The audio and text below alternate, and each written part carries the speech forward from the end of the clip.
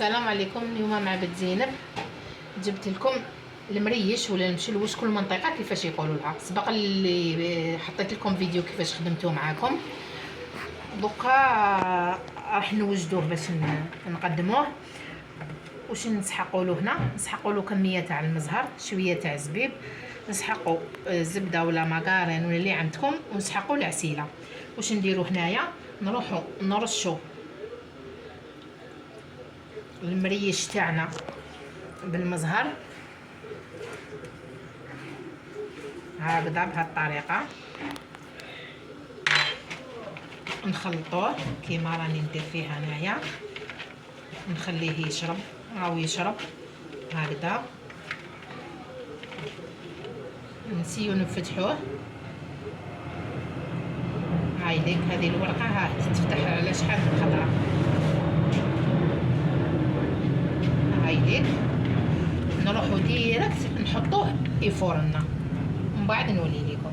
هنا نسيت باش نقول لكم الزبيب نفوروه مع الفتات تاعنا هكذا. هنا واش نديرو؟ نروحو نجيبو شويه كميه تاع العسل، قيس الفتات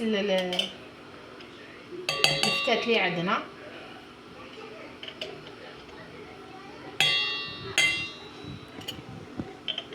هاي ليك نخفوه بشويه مزهر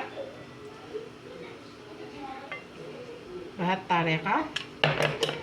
نديروا له مغرف كبيره تاع زبده ولا ماكارون ولا اللي عندنا، ونروحوا نذوبوه فوق النار.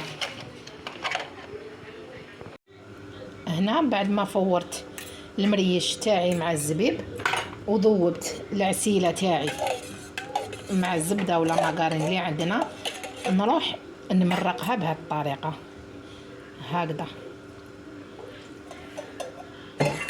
ونحرك كل شيء مع بعضه هكا. انا نكمل نحرك هكا ونتلاقاو في التقديم ان شاء الله. هاو المريش تاعنا بعد ما كملتو زينتو شويه زبيب شويه مكسرات.